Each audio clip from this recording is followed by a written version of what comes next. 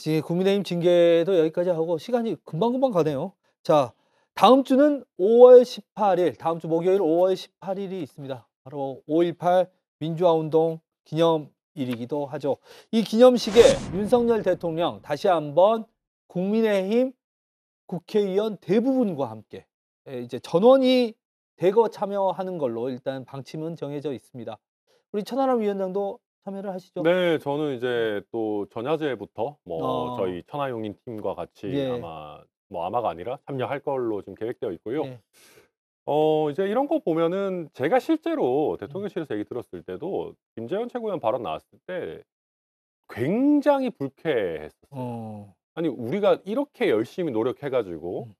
사실은 우리가 윤석열 대통령 잘한 거 뽑자라고 할 때 사실 이 얘기했었어야 되는데 어찌 됐든 5.18 민주화 운동에 대해 가지고 이상한 소리 하는 거는 거의 이제 진영을 막론하고 없애자라는 거에 있어 가지고는 국민적인 공감을 어느 정도는 이뤄냈고 예. 저희 국민의힘 진영 내에서도 거의 국무위원 전원, 국회의원 전원이 참석하면서 뭐 저도 그 자리에 작년에 음. 있었습니다마는 이제 논란 어느 정도는 이제 해소하고 과거의 문제가 아니라 우리 광주 전남의 미래를 이야기할 음. 수 있는 어떤 나름대로의 어떤 바탕을 깔았다라고 평가를 했던 것이거든요. 야당에서도 사실 좋은 평가들이 예. 음. 나왔었죠. 근데 이거를 자꾸 이제 뭐 과거로 돌리려고 음. 하니까 여기에서 확실히 올해까지 해 가지고 이거는 짚고 음. 넘어가자 이런 예. 차원에서 뭐 한 번 더 음. 같은 형태의 어떤 참여가 있는 거 아닌가 생각하고 저는 이거는 뭐 음. 굉장히 좋게 평가합니다. 이번에 대통령도 오실 것 같은데 네. 대통령이 오신다면 어떤 메시지를 낼 것 같은지 또 혹은 어떤 메시지를 내야 한다라고 보시는지? 어 그러니까 저는 이제 두 가지 정도의 생각이 예. 있는데요. 저는 추모를 하는 공간에서는 추모만 하셨으면 아. 좋겠어요. 추모만. 그러니까 이제 음. 광주 전남의 미래 먹거리에 대한 얘기도 하시면 좋은데 음. 그런 거가 많이 들어간다라고 지금 전해지고 있거든요. 예. 근데 고거는 저는 이벤트를 쪼끔 분리하셨으면 좋겠다. 음. 그러니까 하시는 장소를. 우리 기념식 추념식에서는 추념의 말씀만 하시고 별도로 뭐 광주 전남 기업인들과의 뭐 만남이 됐든 뭐가 됐든 이런 걸 통해 가지고 어떤 뭐 광주의 공약 음. 사항들 점검도 하고 뭐 미래 먹거리 뭐 요새 AI랑 뭐 이런 거 많이 하잖아요, 예. 광주에서도. 이런 것들을 좀 하는 식으로 좀 음. 그렇게 투 트랙으로 갔으면 좋겠다는 개인적인 바람이 있습니다. 왜냐하면 예. 4.3 추념식 때 음. 이게 제주의 뭐 관광 산업 뭐 이런 뭐 제주의 미래 먹거리 이런 얘기를 추념사에 섞어 버리니까 좀 별로더라고요, 제가 듣기에. 예예예예. 그래서 좀 고런 정도 저는 말씀드리고 싶습니다. 예, 추모를 하러 오셨으니까 추모하시고 이제 경제 관련된 이야기는 또 따로 하셨으면 좋겠다 이런 이야기신 것 같고. 자, 이번 5.18에는 좀 특이한 점이 하나 있습니다. 전직 대통령은 보통 잘 안 오셨어요. 근데 문재인 전 대통령이 5.18 하루 전에 이제 참배를 하겠다라고 이렇게 계획이 알려져 있습니다. 좀 뭐랄까 최근에 문재인 대통령 책방도 여시고 영화도 개봉을 하는 상황에서 정치적으로 아니 윤석열 대통령이 오기 하루 전에 그 전직 대통령이 지금 다녀가신다고? 무슨 다른 해석이나 의도가 있는 거 아니야? 이런 것들도 있습니다. 음. 음 뭐 제 개인적인 생각이긴 한데요. 예. 문재인 대통령은 "잊혀진 삶을 살겠다."라고 퇴임을 예. 하셨어요. 그 말은 뭐냐면 "나를 가만둬라."예요. 음. 근데 윤석열 정부가 문재인 전 대통령을 꺼냈어요. 아. 가만두지 않았죠. 예. 취임하자마자 문 전 대통령, 전 정부에 대한 과도한 표적 수사들 그리고 대통령에 대한 직격한 어떤 안보 라인에 대한 수사들 다 있었잖아요. 얼마나 치욕적이었겠습니까. 그래서 참고 참았는데 결국에는 저는 문재인 전 대통령 자체가 책방도 열고 뭐 다큐도 예. 찍고 5.18에 대한 전날 음. 와서 참배도 하는 것들은 내가 이 부분에서 더 이상 우리 민주 진영에 대한 인사들, 전 정부에 대한 어떤 모욕적인 이 현 음. 정부의 모욕 주기를 가만히 보고 있지는 예. 않겠다라는 행동에 나서지 않았냐라고 저는 판단을 하고 있습니다. 정치적인 의미가 저는 있다? 총선을 앞두고 예. 나름대로의 어떤 기반은 만든 것 같아요. 그러니까 기본적으로 총선에서 문 전 대통령께서는 나서지 않을 생각을 갖고 있었어요. 예. 온전하게 새로운 음. 지도부와 야당에서의 여러 가지의 정치적인 새로운 인물들로 쭉 갔었으면 좋겠다라고 생각하신 것 같은데 윤석열 대통령께서 끄집어냈다. 그래서 예. 저는 이 총선에 아마 문재인 전 대통령의 역할이 분명히 존재할 것이라 그렇게 어. 보고 있습니다. 내년 총선까지 바라본 어떤 정치적 행보라는 이런 저는 해석. 뭐 개인적으로 늘상 그렇듯이 정치인이나 음. 정치라는 게요. 그 일정과 여러 가지 행태들을 보면 그냥 이유 없이 하는 건 없습니다. 예. 그래요? 그렇게 보시면 될 천 겁니다. 위원장도 동의하시나요? 이런 해석에? 그러니까 이런 거는 저는 음. 근데 이제 좀 별로라고 생각합니다. 되게 어. 보기 안 좋더라고요. 그러니까 예. 이게 정치인이 지키지 못할 약속을 하면 안 됩니다. 예. "잊혀진 삶을 살겠다." 저는 음. 그 말씀 들을 때 '이건 뭐 약간 못 지키시겠구나.' 음. 생각했는데, 그러니까 김건희 여사에 대해서도 얘기하는 게 그런 거거든요. 뭐 "내조만 하겠다." 예. 못 지킬 얘기를 음. 했으면은 바로잡아야 됩니다. 음. 그럼 차라리 말을 "아 이건 내가 그때는 그렇게 했었는데 상황이 바뀌었으니 이제는 예. 활동하겠다."라든지 명확한 메시지가 있어야 되는데 뭉개면서 그냥 막 하는 음. 거거든요. 저는 문재인 대통령도 비슷하다라고 음. 생각을 하고, 지금 한번 보십시오.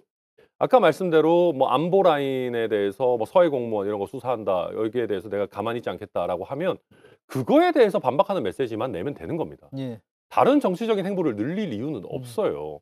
근데 지금 보면은 뭐 다큐멘터리 나오지, 또 5.18 참배한다라고 하지, 예. 뭐 책방 여셔 가지고 또 자원봉사자 논란까지 음. 일으키지, 이거는 좀 본인이 말씀하셨던 것과 되게 다르고 본인 스스로가 정치적으로 소비되기를 원하는 것처럼 지금 보여요. 그럼 예. 솔직하게 그렇게 얘기를 하면 됩니다. 음. "나도 어느 정도는 정치적으로 역할을 하겠다."라고.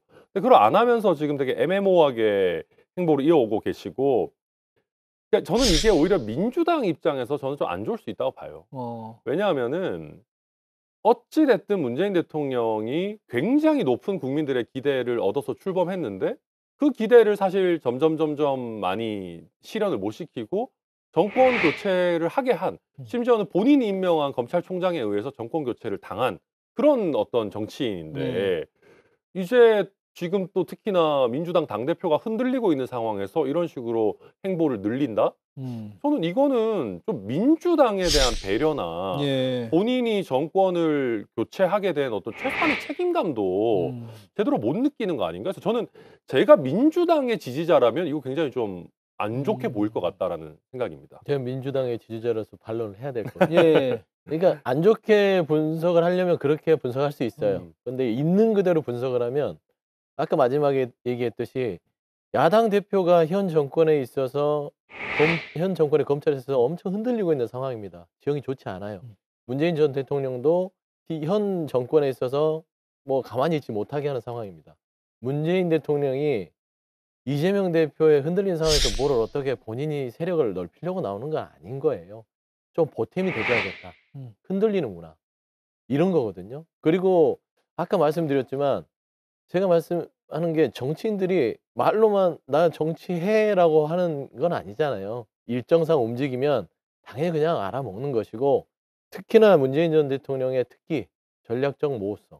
예. 그러니까 어떤 그런 이런 움직임 속에서 관망하는 겁니다. 그래서 저는 윤석열 정부가 문 전 대통령을 다시 잊혀진 삶을 살게 해 드릴 것 음. 같으면 그만 건드렸으면 좋겠어요. 야당이나 문재인 전 대통령이나. 그러니까 예. 남 탓하고 전 정부 탓하지 말고 본인을 바라보면서 본인 스타일대로 국정을 운영했으면 좋겠다. 음. 그러면 문재인 전 대통령도 다시 돌아오고 싶겠습니까? 라는 말씀드립니다. 뭐 저도 대통령께서 굳이 이제 명시적으로 "전 정부가 뭐 잘못했다." 이런 얘기하는 거 별로 음. 안 좋아합니다. 왜냐하면 예. 전 정부가 잘못했으니까 음. 저희가 정권 잡은 겁니다. 어? 거기에 대한 국민적인 음. 판단이 있는 것이고, 근데 다만 이제 저는 차라리 그러면 그런 얘기를 할 거면 오히려 조금 더 실무 차원의 장관들이나 이런 사람들 할 수 있다고 음. 봅니다. 예를 들면 저는 추경호 부총리가 전 정부에서 국가 채무를 너무 늘려놔 가지고 "우리가 쓸 수 있는 어떤 정책적인 수단들이 제한된다."라는 얘기는 저는 공감이 됩니다. 예. 그리고 뭐 또 연금 개혁 이런 얘기들 하면서 사실 전 정부에서 그 뭐 정부 지지율이 막 70% 80% 음. 찍을 때 그런 걸 제대로 안 해서 미뤄왔기 때문에 골든타임 음. 놓쳤다라는 얘기는 저는 설득력 있다고 음. 생각하거든요. 그러니까 이게 어떤 타이밍에 어떤 명분을 가지고 구체적인 얘기를 어떻게 하느냐의 문제인 것인데, 이걸 그냥 크게 싸잡아 가지고 "전 정부에서 잘못했다." 이런 얘기는 의미가 없고, 할 거면은 되게 정확하게 해야 음. 된다. 저는 뭐 그 생각입니다. 또 공감을 얻을 수 있게 해야 네. 된다. 말씀이시고 자 이제 마지막 주제로 한번 넘어가 보겠습니다. 민주당. 돈봉투 의혹에 이어서 이번에 김남국 의원의 코인 투기라고 해야 될까요? 투자라고 해야 될까요? 이 코인 거래의 논란이 커지고 있습니다.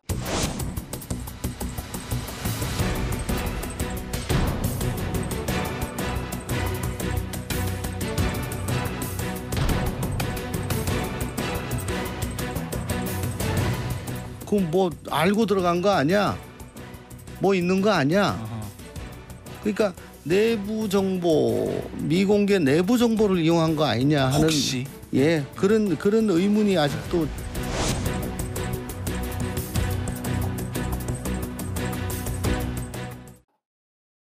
참 여러 가지로 민주당도 가만히 놔두질 않네요.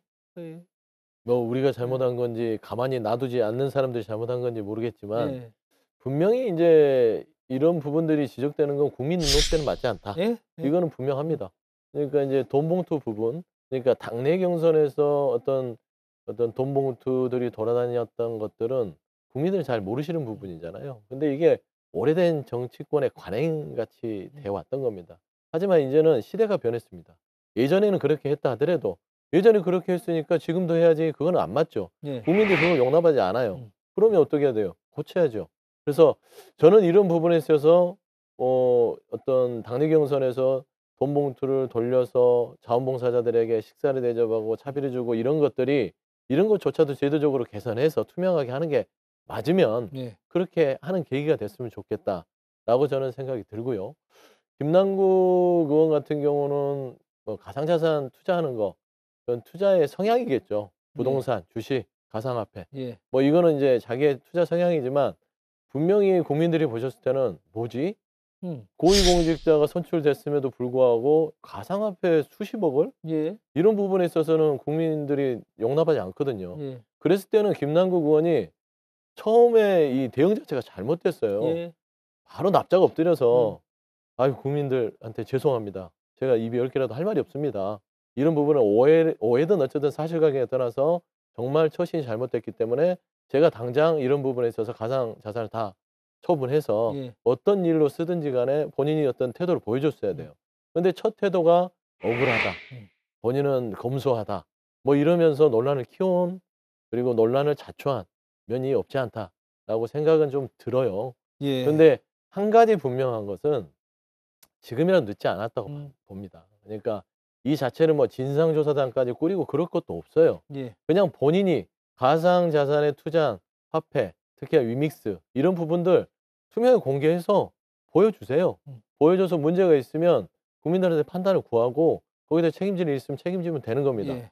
그게 본인 정치에도 도움이 되고 민주당의 이런 지금 돈봉투 사건 부분으로도 곤욕스러운데 김남국 의원의 이거 가상화폐 부분도 지금 덧붙여서 곤욕스럽잖아요. 그래서 이 부분은 김남국 의원이 그냥 뭐 이 사람 저 사람 의원들에서 진상조사단 꾸리지 말고 오늘이라도 깔끔하게 공개하는 게 자기에게도 좋고 당에게도 좋다. 좀 예. 그런 조언을 드리고 싶습니다.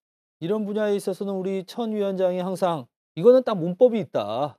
이건 딱 매뉴얼이 있다. 이렇게 하면 그럼요. 된다. 이거 어떻게 해야 되는 겁니까, 원래? 이거는 진짜로 이제 이상하게 다른 사람 끌어들이거나 물타기 하거나 하지 말고 그냥 잘 말씀해 주셨는데 죄송하다고 하고 예.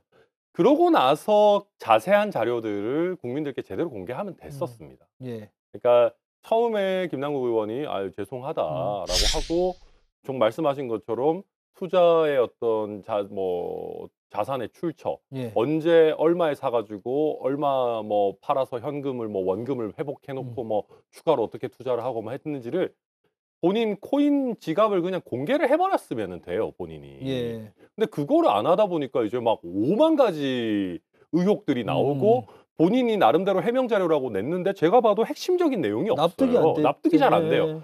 그러면서 이게 지금 일파만파 퍼진 거죠. 그리고 조금 더 이제 그 국민 감정적인 걸로 돌아가 보면은 이게 이제 김남국 의원을 포함해서 민주당이 전체적으로 약간 그 지키지 못하는 그 착한 척 내지는 막 그 검소한 척 이런 걸 좀 많이 해요. 네. 아니 무슨 솔직히 옛날에도 보면 뭐 부동산 2채 갖고 있다고 해서 그게 뭐 아. 어마어마한 죄인은 아니잖아요. 예.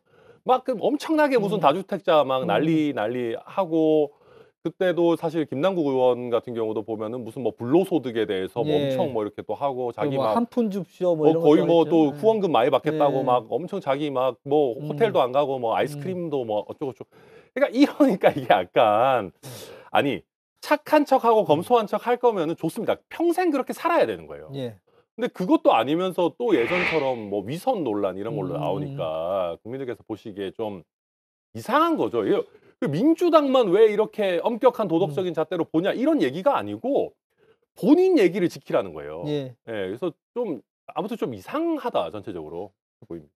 이게 두 분이 이 말씀하신 게 비슷한 것 같아요. 그걸 잘 해명하고 사과하고 했으면 됐다라는 건데 이런 이야기도 나옵니다. 해명하고 사과하기 어려웠다. 그러니까 이게 그대로 다 공개됐을 경우에 이게 정치 자금이라든지 아니면 그 규모가 너무 컸다든지 지금 밝혀져 있던 뭐 60억, 뭐 120억 이야기도 나오고요. 이게 다 밝힐 수 없는 것 아니냐. 그거는 이제 이게 되돌이표 같은 거예요. 예. 제대로 사과하고 해명하지 않으니까 이런 얘기가 나오는 거죠. 아, 그쵸? 그래요? 그거를 예. 뭐 못 밝힌 이유가 이게 뭐가 미심쩍고 대선 자금, 정치 자금 뭐 이런 거 있는 게 아니야라고 이런 의혹들이 막 설왕설래 그렇죠. 있잖아요. 뭐 뇌물 이야기도 나오고요. 그러니까요. 지금. 이 자체를 초래하고 자초한 게 김남국 의원의 처음에 대처라니까요. 예. 그러니까 있는 그대로 설사 음. 본인도 거래를 어떻게 하는지 모를 거예요. 보니까 위믹스만 한 게 아니라 예. 여러 가지 이제 뭐 잡코인이든 뭐 가상 자산에다 투자를 했어요. 예. 여러 군데 하다 보니까 본인도 어디에다 언제 했는지 모르는 겁니다. 그럴 때는 조용히 앉아서 쭉 목록을 뽑아서 예. 이렇게 투자를 해서 내가 이렇게 했구나를 그런 거를 정리를 해서 수치로 보여주면 되는 겁니다. 그리고 수치를 보면 전문가들 분석할 거 아니에요. 아 이거 문제가 없다라고 할 것인데 그러면 정치자금 얘기도 없을 것이고 예. 뭐 대선 자금이든 이해충돌 이런 것도 없을 수 있어요. 내부자 정보까지. 근데 지금 벌써 텍스트로 제일 안타까웠던 게 그거예요. 왜 그걸 공개 안 하냐고 했을 때 본인의 해명이 이걸 공개했을 때 다른 가상자산에 영향을 미칠 수 있다. 지금 그럴 때입니까? 예. 자기 코가 석자인데. 그래서 지금은 늦지 않았고요. 그냥 빨리 앉아서 그거 잘 분석해 가지고 국민들한테 공개하고 빨리 털고 갔으면 좋겠다. 좀 그런 말씀드립니다. 그 사실 그래도 사실 납득 안 되는 건 사실이에요. 그러니까 개인이 저는 모르겠어요. 그 많은 분들이 뭐 그 변호사쯤 되면 이미 40대 초반에 그렇게 큰 돈을 만질 수 있고 그렇게 큰 돈을 투자를 하고 뭐 이게 성향이고 뭘 떠나서 그렇게 큰 돈을 투자를 하면서도 자기의 심리가 흔들리지 않고 심지어 그거 자기가 언제 거래했는지도 잘 헷갈리고 그 정도로 변호사가 벌이가 괜찮습니까? 아니죠. 그러니까 이제 네. 그러니까 변호사의 벌이의 문제가 아니라 네. 본인이 가지고 있는 자산 규모의 문제입니다. 그 규모가 그렇게 큽니까? 그러니까요. 그러니까 김남국 의원이 재산 신고한 거 보면은 뭐 처음에 국회 입성할 때 보면 한 10억 원대 네. 정도였다가 거기서 이제 좀 증가되는 그런 추세인데 코인 투자를 할 때만 해도 본인이 가지고 있는 코인을 제외한 실물 자산의 규모가 20억을 넘지 않았어요. 예. 그러면 본인 자산이 한 20억 남짓이라고 하면 그중에 특정 한 코인에 9억 원대 투자를 한다는 건 사실 엄청난 일입니다. 그렇죠. 예. 그러니까 본인이 뭐 자산이 900억인데 음. 그중에 9억을 한 코인에 투자한다라고 하면 뭐 그럴 수도 예. 있지인데 자산 규모상 이게 좀 잘 납득이 안 되는 거예요. 그러다 보니까 이게 뭐 어떤 정보, 내부 정보를 가지고 한 거 아니냐, 심지어는 코인에서 뭐 NFT도 띄워주고 뭐하고 하면서 협찬 받은 거 아니냐, 예. 뭐 예. 온갖 얘기들이 나오는 거거든요. 그러니까 저도 잘 납득이 안 됩니다. 그러니까 제 자산이 만약에 20억인데 9억을 투자한다 그러면은 예를 들면 S전자에다가 그걸 투자한다라고 해도 손 떨리죠. 손 떨리는 예. 일이거든요. 예. 그러다 보니까 국민들께서도 이거는 뭔가 좀 우리가 알 수 없었던 국회의원의 지위를 이용한 예. 어떤 내부 정보 이런 것들이 있지 않았냐라는 의구심을 가지시는 거죠. 저 편 좀 들어줘야 될 것 같아요. 너무 박하게 김남국 의원 그래요? 얘기해서 편 네. 한번 들어줘야 되는데 네. 투자 성향이라고 볼 수도 있어요. 그러니까 포트폴리오 그러니까 천하람 위원장 같은 경우는 이렇게 분산 투자를 하는 성향이라면 김남국 의원 같은 경우는 이거다 싶으면 몰빵하는 스타일일 수도 있습니다. 속칭 야수의 심장이. 그렇죠. 야수 심장일 수 있는 거예요. 네. 그거는 생긴 거하고 다를 수도 있는 저도 거예요. 가끔씩 과감한 투자합니다. 과감한 투자를 하죠. 그럼요. 그다음에 이 투자 방식도 부동산, 주식, 가상화폐 나눠서 하는 사람도 있고요. 봤을 때는 이제 대세는 가상화폐다 예. 하고 다 할 수도 있어요. 그런 측면에서 그냥 상식선에서 봤으면 좋겠다라는 말씀을 드리고 다만 다시 되돌이표로 돌아오지만 이 논란 자초한 거는 김남국 의원이라니까요. 예. 제발 좀 가상 자산에 대한 그 내역들을 그냥 제대로 다 공개를 함이 지금 이 말하자면 이 비바람을 피할 수 있는 유일한 길이다라고 좀 말씀드리고 싶습니다. 이게 보면 민주당 다시 한번 질문을 드리고 싶은데 돈봉투 사건 때도 이 대의원제가 문제야. 대의원의 표심이 워낙 세니까 이 돈봉투가 나갈 수밖에 없잖아라고 하고 이번에는 가상자산을 신고 안 하는 게 문제야. 가상자산 다 신고하게 하자. 이게 자꾸 그 제도 탓을 또 하는 모습이 비춰질 수 있다 이런 생각도 들어요. 그거는 이제 탓으로 얘기하기보다는 이 사건에 대한 나중에 이제 대안 같은 거죠. 예. 아, 이렇게 가야 돼. 라는 이제 하나 말하자면 이 안 좋은 거를 토대로 이제 좋은 방향으로 가자라는 제안은 될 수 있어요. 예. 근데 그게 이제 탓이라고 할 수는 없죠. 그것이 원인이라고 할 수는 아니 없다. 대의원이 예. 탓입니까? 예. 그건 아니잖아요. 그다음에 뭐 가상자산 일부분에 있어서 이것도 탓 아니잖아요. 근데 중요한 거는 대의원 부분에 있어서도 좀 개선이 될 부분은 필요해요. 그래서 그렇게 탓하는 사람들은 좀 선후가 바뀐 거고 그런 스타일이 지금 김남국 의원의 사과의 이 순서가 틀린 예. 그런 지적들이죠. 민주당은 계속해서 쇄신의총, 뭐 개혁하겠다, 바뀌겠다 이렇게 이야기를 하는데 우리 천하람 위원장 밖에서 보시기에 민주당의 요즘 쇄신의 움직임 어디 만족하십니까? 이게 이제 쇄신의총이라는 게 결국 보면 그냥 김남국 의원을 주제로 한 예. 것이 좀 주가 됐던 것 같고요. 근본적인 쇄신 이런 거는 저는 별로 없는 것 같아요. 오히려 보면은 공천 룰과 관련해 가지고도 과거에는 이제 유죄 판결 받고 이랬으면 사실 거의 배제하는 그러니까 그런 룰들이 있었는데 그렇죠. 오히려 완화해 줬거든요. 예. 민주당에서는 뭐 그게 대상을 확대한 거고 더 엄격하게 한 거고라고 하지만 아이 무슨 예. 무슨 말장난입니까 그게. 그래서 이제 보면은 원래 사람들이 그런 말 하잖아요. 생각대로 살지 않으면은 사는 대로 생각하게 된다. 뭐 그런 얘기를 하는데 사실 이재명 대표의 여러 가지 사법 리스크에 민주당도 좀 익숙해졌다 보니까 예. 그냥 사법 리스크가 있는 상황에서 그냥 당을 움직이는 형태로 좀 그냥 적응해 가고 있는 것이 아닌가. 그럼 근본적으로 그런 식으로 도덕 잣대 자체가 좀 굉장히 느슨해지는데 최신 얘기를 해도 국민들께서 보시기에는 별로 그렇게 크게 와닿지 않는다. 저는 그렇게 생각합니다. 천하람 위원장이 말씀하시는 게 내년 총선에서 원래 민주당은 이 유죄 판결을 받고 재판을 받고 있는 사람에게는 공천을 해주지 않았습니다. 그런데 이걸 원포인트로 좀 바꿨어요. 공천 룰을. 유죄 판결을 받고 재판을 받고 있는 후보자도 이 규정을 삭제했죠. 그런데 부대변인님께서 이게 해명을 좀 해주셔야겠어요. 그러니까 검찰에서 야당을 압박하고 이게 좀 너무 무리한 정치 수사하는 거 뭐 있을 수도 있다라고 생각하는 유권자도 있을 거예요. 그런데 이거는 유죄 판결을 받았으면 이미 사법부까지도 인정을 한 건데 그걸 또 공천을 해준다는 게 이게 납득이 잘 안 돼요. 제가 해명을 해야 되나요? 해명 뭐 편하실 대로. 저도 개인적으로는 말하기 곤란한 질문들도 있어요. 그중에 하나가 네. 이번에 이제 공천룰 관련된 네. 이 개정 논란인데 저도 이런 부분은 충분히 오해 소지가 있다고 예. 보입니다. 이제 이 쇄신이라는 건 말로 하는 게 아니잖아요. 근데 이게 앞으로 조금이라도 가야지 뒤로 와버리면 그거는 한 가지를 보고 열을 평가하는 거거든요. 그래서 이런 부분 좀 아쉬움이 있다라고 평가가 되고 두 번째는 이제 하위 20% 이런 분들을 하위 20%로 넣어요. 예. 그런 다음에 예전에는 감점을 줬죠. 줬지만 쇄신안에는 배제안이 거론이 됐었습니다. 예. 그게 이제 배제안이 결국에는 이 룰 자체를 삭제하지 않은 부분이거든요. 근데 말하자면 지금 다시 돌아온 게 그냥 감점이에요. 예.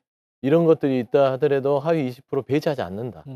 그러니까 이게 쇄신이라고 말하기는 좀 부끄럽죠. 예. 그다음에 처음에 2021년도에 이 초선 의원들을 중심으로 정치개혁, 공천개혁을 얘기했던 게 삼선 의원 동일 지역 제한 예. 이런 것들도 쏙 들어갔잖아요. 결국에는 이게 공천과 관련해서 국민들한테 쇄신이라고 하지만 이런 핵심적인 부분들을 입에도 꺼내지 못한 건 결국에는 기득권적인 부분에서 포기하지 못한 게 아니냐라는 측면에서는 당의 상금 부대변이지만 할 말이 없다라고 좀 말씀을 드립니다. 그러니까 이제 뭐 저는 그렇게 봐요. 이게 1심 판결이 절대적인 것은 아니죠. 그러니까 항소심이나 뭐 대법원에서 뒤집어질 수도 있습니다. 예. 근데 우리가 그럼에도 불구하고 1심 판결에서 유죄 나온 사람을 공천하지 말자라고 하는 원칙을 민주당도 가지고 있고 저희도 그게 명문화되는지 모르겠지만 실제 대부분 그런 사람들을 좀 배제를 많이 합니다. 예. 하는 이유는 뭐냐면 항소심에서도 유죄 나올 가능성이 높은 사람이잖아요. 예.